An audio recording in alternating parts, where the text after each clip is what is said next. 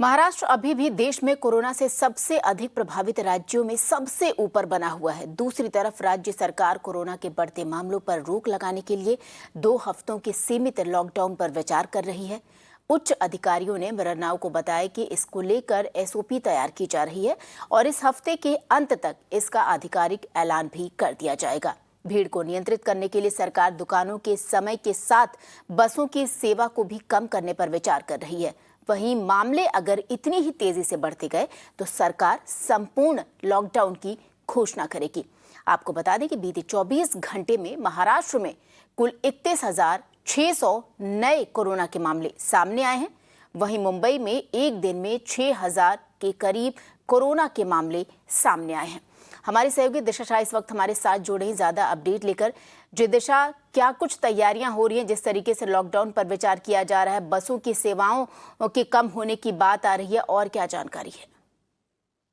जी श्वेता, बिल्कुल limited lockdown का जो है डिसीजन बहुत जल्द लिया जाएगा पूरे महाराष्ट्र के लिए। स्पेसिफिकली यहाँ पे लिमिटेड लॉकडाउन हम वर्ड इसके लिए इस्तेमाल कर रहे हैं क्योंकि गवर्नमेंट जो है करंटली सिचुएशन को देखते हुए सिर्फ 15 दिन के आसपास का लिमिटेड लॉकडाउन जो है वो तय कर रही है, जिसमें इकोनॉमी भी काफी कम अफेक्टेड हो। बिकॉज रिमेंबर श्वेता, पिछले 2 हफ्तों में कंसिस्टेंटली हम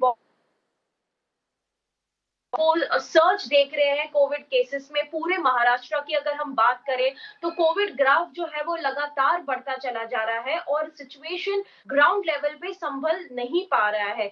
तो हमें अपने जो सोर्सेस है गवर्नमेंट में उनसे ये पता चला है कि जो रिलीफ एंड रिहैबिलिटेशन डिपार्टमेंट है उन्होंने ऑलरेडी एसओपीज जो है वो तैयार करना शुरू कर दिया है कि अगर ये लिमिटेड लॉकडाउन अगर हम करें स्टेट में तो किस तरह से कम के कम इकोनॉमी अफेक्ट हो और ज्यादा से ज्यादा जो पब्लिक प्लेसेस है वो भी बंद किया जाए। तो एसओपीज यहाँ पे काफी फैक्टर्स में ध्यान में रखते हुए उन लोग फ्रेम कर रहे हैं, जैसे कि सबसे पहले रेस्टोरेंट्स वगैरह जो है वो कंप्लीटली वो 15 दिन जो है बंद करना।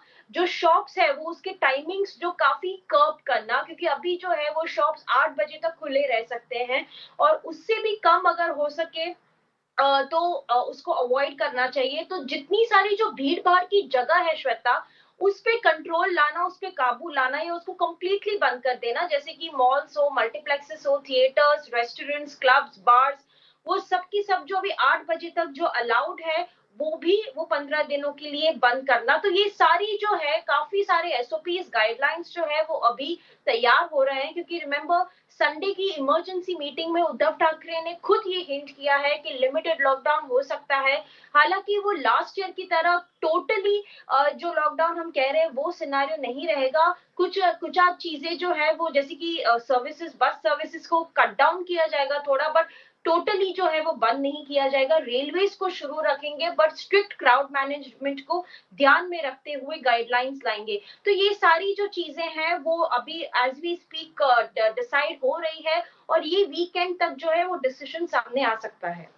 बिल्कुल दिशा, आप हमारे साथ बने रहिए। जिस तरीके से लिमिटेड लॉकडाउन पर चर्चा हो रही है, लिमिटेड लॉकडाउन लग सकता है। आपको बताएं कि बीएमसी ने तय किया है कि वो एसिम्प्टोमेटिक मरीजों की अस्पताल से छुट्टी करेगी ताकि गंभीर रूप से बीमार मरीजों के लिए बेड खाली किए जा सके। बीएमसी ने अपने आदेश में कहा है कि बेड वैसे ही मरीजों को दिए जाएं जिनके अंदर बीमारी के कोई गंभीर लक्षण हो या जो गंभीर रूप से बीमार हों।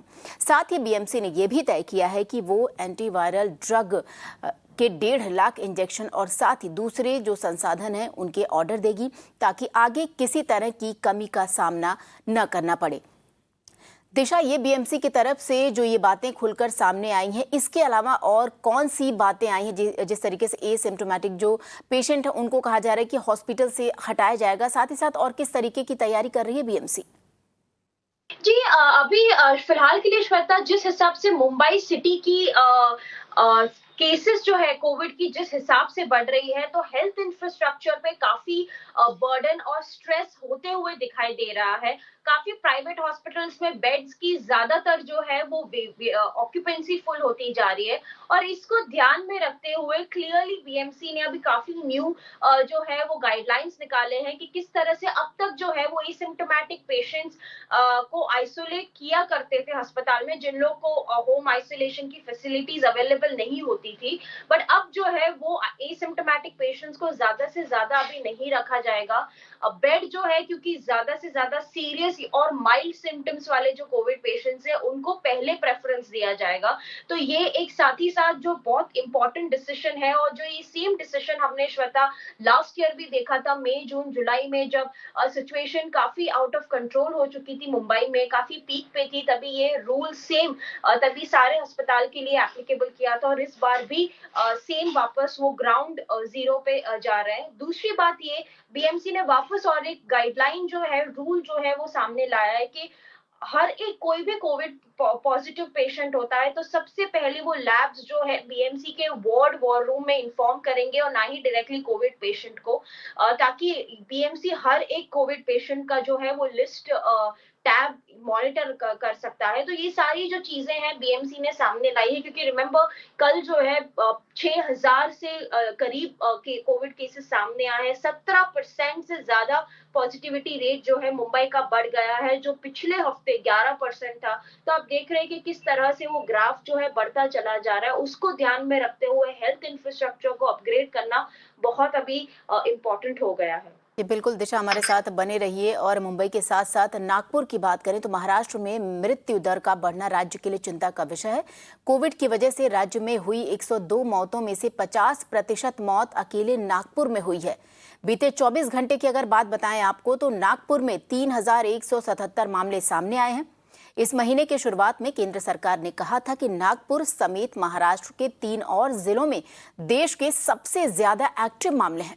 नागपुर में 15 से 21 मार्च तक के लिए लॉकडाउन भी लगाया गया था, जिसके बाद राज्य सरकार ने तय किया कि 31 मार्च तक कुछ प्रतिबंध लागू रहेंगे। तो ये नागपुर की दशा है। तो महाराष्ट्र के कई जिले ऐसे हैं जहां पर जो कोरोना का खतरा है वो लगातार बढ़ता जा रहा है, जो कोरोना का ग्राफ है वो भी बढ़ रहा है।